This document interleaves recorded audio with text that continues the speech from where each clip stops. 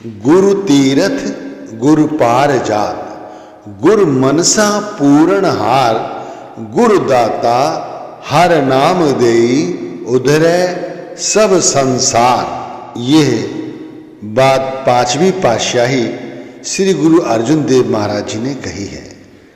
सारे तीर्थ और सारी मनोकामना हमारी पूरे करने वाले हमारे गुरु हैं। संसार सागर को पार कराने वाले हमारे गुरु हैं।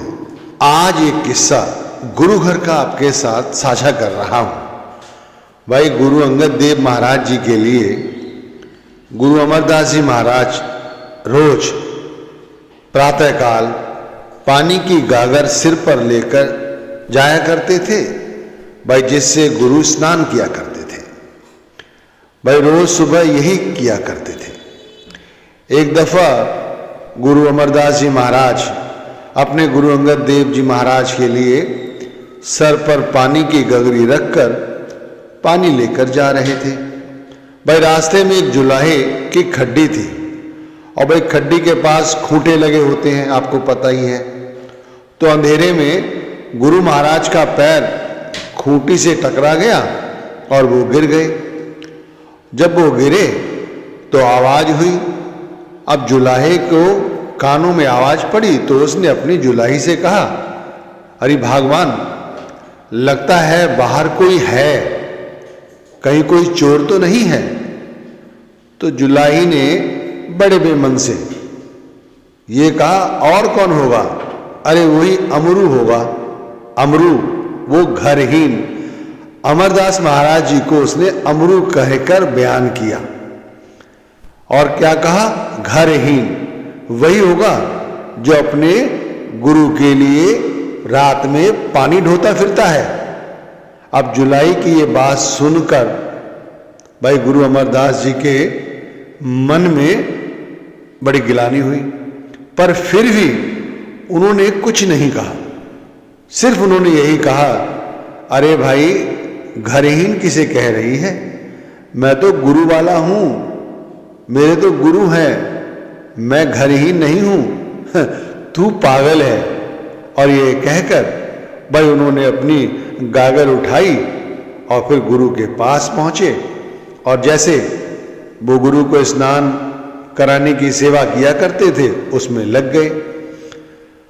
इधर जब दिन चढ़ा वो जुलाई पागल हो गई भाई। वो पागल हो गई, उसे यहां वहां दिखाया। हकीमों को कुछ समझ नहीं आया। उन्होंने कहा, पता नहीं इसे क्या हुआ है। तभी जुलाहे ने सोचा, मुझे लगता है जो गुरु अमरदास जी महाराज के विषय में इसने कहा है, लगता है उनकी बात सच हो गई। बस उसका दिमाग में बात आ गई और वो सीधे उसे गुरु अंगद देव महाराज जी के पास ले गए और हाथ जोड़कर विनती की कि महाराज जी, मुझसे और मेरी पत्नी से बहुत बड़ा अपराध हो गया है, कृपया मुझे माफ कर दीजिए। तो उन्होंने कहा, माफी किस चीज की? बात तो बताओ, बात क्या है?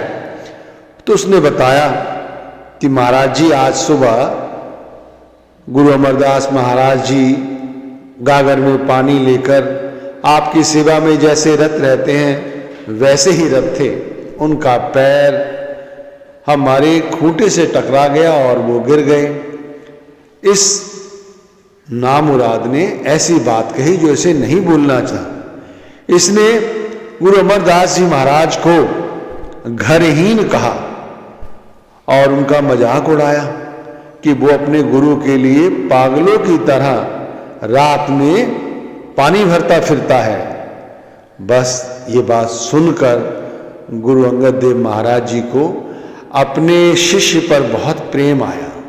उन्होंने उन्हें अपनी छाती से लगा लिया। गुरु अंगद देव महाराज जी ने गुरु अमरदास महाराज जी को 12 वरदान दिए। वो कहते हैं, ये गुरु अमरदास जी महाराज बेघरों के लिए घर होंगे, निमाड़ियों का मान है, नियोटियों की ओट है, निघरियों का घर है, निराश्रितों का आश्रय है।